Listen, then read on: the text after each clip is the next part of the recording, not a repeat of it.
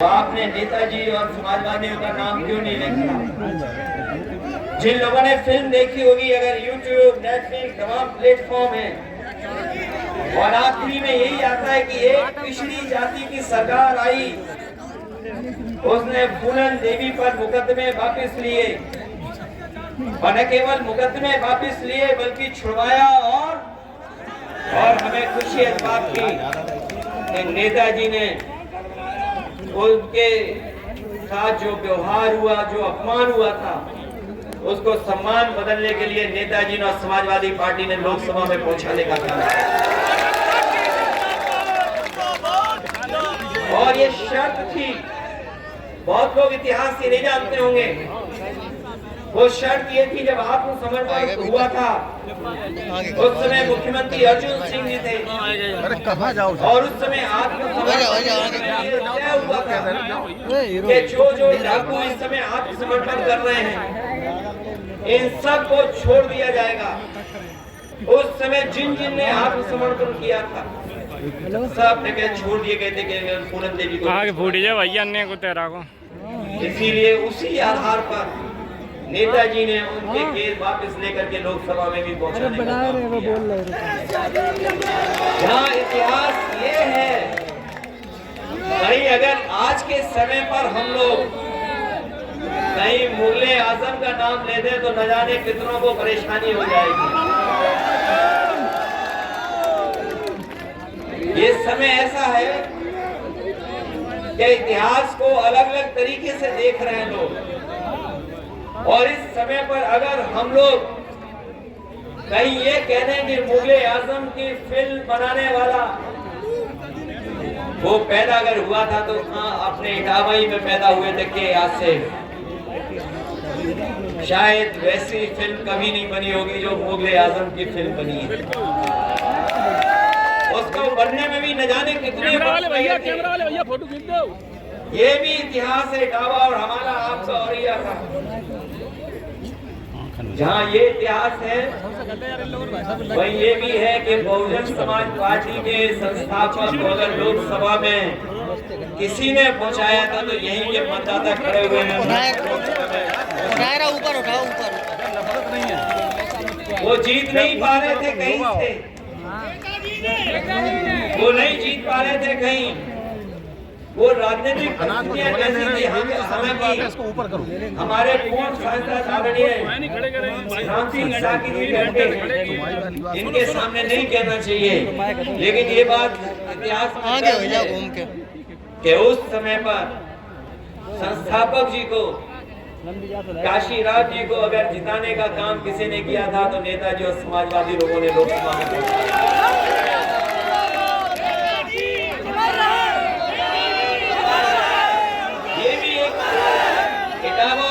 इतिहास है जहाँ पर डाकू होते थे, जाने क्या क्या इतिहास था वहाँ पर। आजकल कौन है?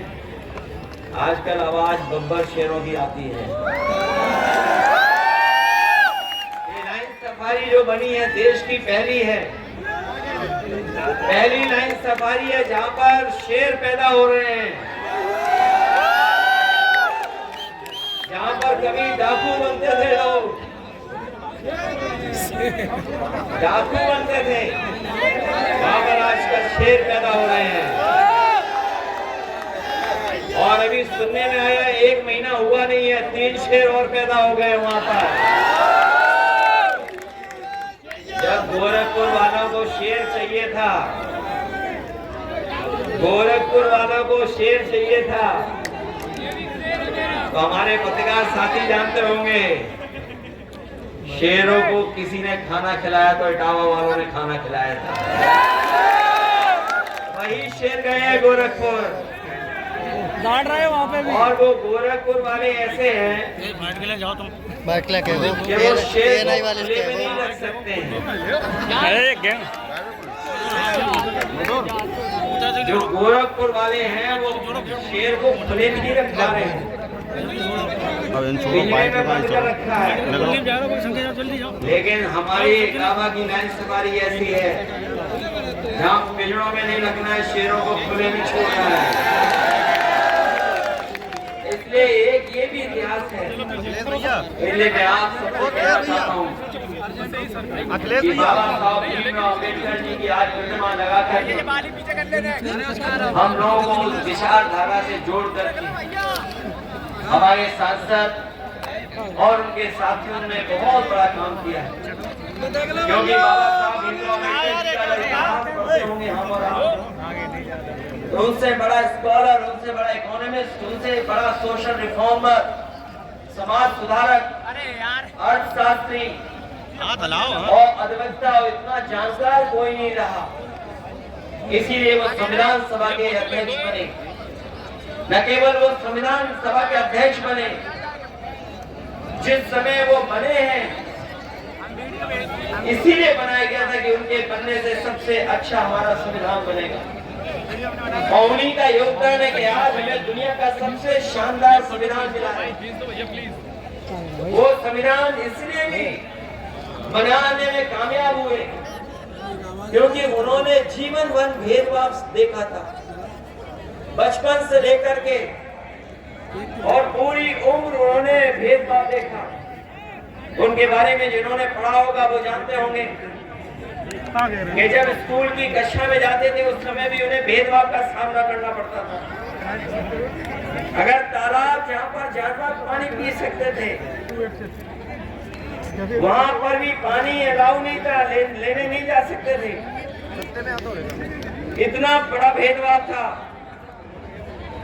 और पढ़ाई से लेकर के समाज में और जगह भी उन्हें हर तरह का भेदभाव का सामना करना पड़ा। वो जो हजारों साल पुरानी बुराई जो हमारे समाज में है, याद रखना साथियों, आज भी खत्म नहीं हुई है।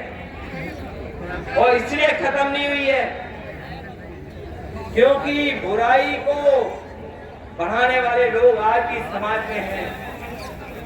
हमने आपने देखा कि अगर कोई मंदिर चला गया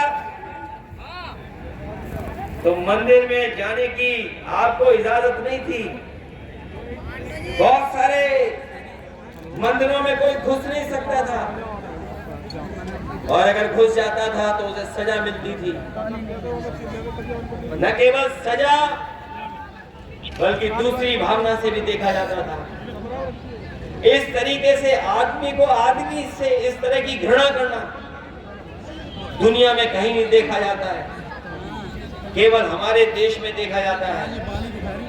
मुझे याद है कि पिछले चुनाव में जब मैं एक मंदिर में गया और मंदिर के दर्शन कर करके जब हम लोग लौटे तो बाद में पता लगा कि भारतीय जनता पार्टी के लोगों ने उसे गंगा जल से मंदिर धुलवाया था मंदिर, जबकि वहां के पंडित जी मना कर रहे थे कि मत धोइए, ये कोई पहली बार नहीं आ रहे हैं। लेकिन भारतीय जनता पार्टी के लोगों ने मंदिर धोया। आपने अखबारों में खबरें भी पढ़ते होंगे कि एक जज साहब जब कुर्सी पर बैठे तो उन्होंने कुर्सी को गंगा जल से धुलवाया। इस तरह का भेदभाव आज भी हमें देखने को मिलता है। जिस मुख्यमंत्री आवास में न जाने कितने लोग रहे, जिस समय मायावती जी उस मुख्यमंत्री आवास में रहते थे, और जब मैं उस मुख्यमंत्री आवास में गया तो हम लोगों ने कभी गंगा जल से नहीं धुलवाया। लेकिन जब यही उत्तर प्रदेश के मुख्यमंत्री जो अपने आप स्टैंप लगा करके योगी बन गए हैं, मुख्यमंत्री आवास में गए तो गंगा जल से मुख्यमंत्री आवास धुलाया गया था। ये भेदभाव आज भी है। मैं सोच सकता हूँ, कल्पना कर सकता हूँ कि अगर हम लोगों के साथ ऐसा व्यवहार हो सकता है तो और हमारे जितने बहुजन समाज के लोग हैं उनके साथ न जाने कैसा कैसा व्यवहार होता होगा। और वो हमें देखने को मिल रहा है। हमारा आरक्षण छीना जा रहा है, हम लोगों को कहीं आगे बढ़ने का मौका नहीं दिया रहा है। सरकारी स्कूल बंद किए जा रहे हैं, संस्थाओं में अपने लोग बैठा करके अपने लोगों का अपॉइंटमेंट किया जा रहा है। तो इस तरह का भेदभाव चल रहा है। और किसने किया था ये भेदभाव? कोई एक मन्नू महाराज आए थे, वही सब गड़बड़ कर गए। कोई मन्नू महाराज आए थे, उन्हीं ने सब गड़बड़ कर दिया। अगर कोई हमें और आपको सम्मान दिलाता है तो ये बाबा साहब भीमराव अम्बेडकर जी का संविधान है। ये हमारे लिए संविधान संजीवनी है। ये हम चाहते हैं देश संविधान से चले, लेकिन कुछ लोग अपने अहंकार से देश को चलाना चाहते हैं। कुछ लोग संविधान को केवल कोरी किताब मानते हैं, संविधान को संविधान नहीं मानते हैं। और हम तो कहना चाहते हैं कि जिस तरीके से एक नारा दिया गया है, जय जवान जय किसान जय संविधान, तो उसमें एक बात और जोड़ दी जाए, जय जवान जय किसान और जय संविधान।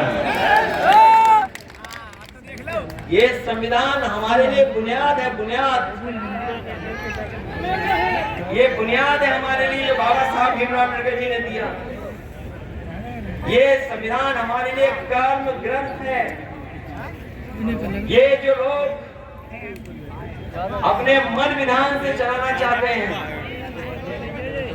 मन विधान से चलाना चाहते हैं, उन्हें हम लोग कहना चाहते हैं कि ये देश बाबा साहब भीमराव अम्बेडकर जी के संविधान से चलेगा। उसके लिए हम लोग संकल्प ले रहे हैं।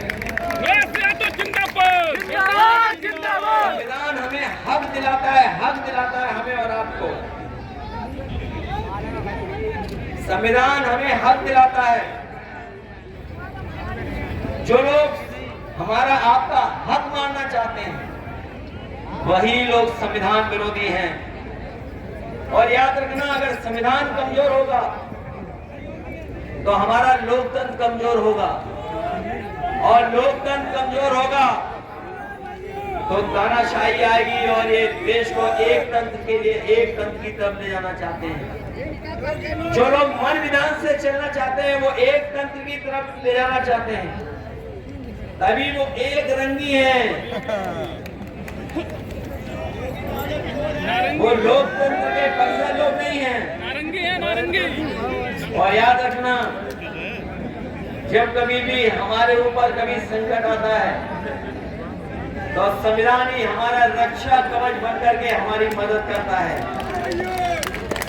और संविधान ही हमारी ढाल है, और संविधान ही हमारी पहचान भी है। संविधान ही हमें सुरक्षा दिलाने का काम करता है, और संविधान ही हमें शक्ति देने का काम करता है। इसलिए संविधान को कोई भी ठेस पहुंचेगी तो हम समाजवादी लोग एक होकर के पीडीए परिवार की ताकत बनाने का काम। और याद कि अभी तक तो पीडीए को बचाया संविधान ने, अब हमारे पीडीए परिवार के लोगों की जिम्मेदारी है संविधान बचाने की। पूरी जिम्मेदारी है भैया। ये लोग जो कह रहे हैं कि 80-20 की लड़ाई होने वाली है, जो गणित ही नहीं जानते, 46 में 56 बोलते हैं। उनकी गिनती सुनी आपने, 46 में 56 वाली। न केवल 46 में 56 की गिनती, इधर ये जो क्रिकेट लोकप्रिय हुआ है, यहाँ जितने नौजवान हैं सब क्रिकेट खेलना जानते हैं। ये बैटिंग करना भी जानते हैं, बॉलिंग करना भी जानते हैं।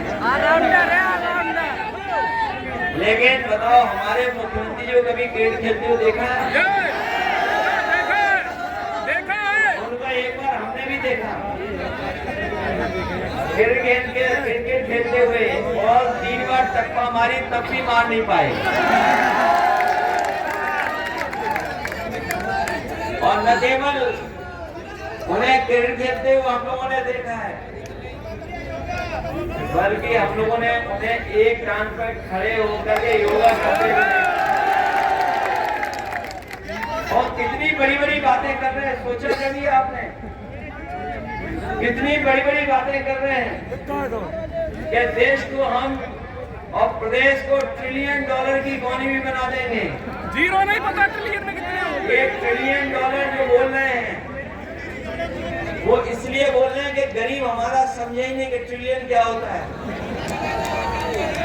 उसे लगता है कोई बड़ी चीज होने जा रही है ट्रिलियन। इसलिए मैं कहना चाहता हूँ ये धोखा दे रहे हैं और क्या कहते हैं कि अर्थव्यवस्था हमारी और आगे चली जा रही है। बताओ पूरा देख लो, सड़क के आसपास गांव गेहूं खड़ा हुआ है। बताओ कहीं कोई कीमत दे पा रहे हैं आज? और याद कीजिए यही भारतीय जनता पार्टी के लोग हैं जिन्होंने कहा था कि किसानों की हम आय दोगुनी कर देंगे।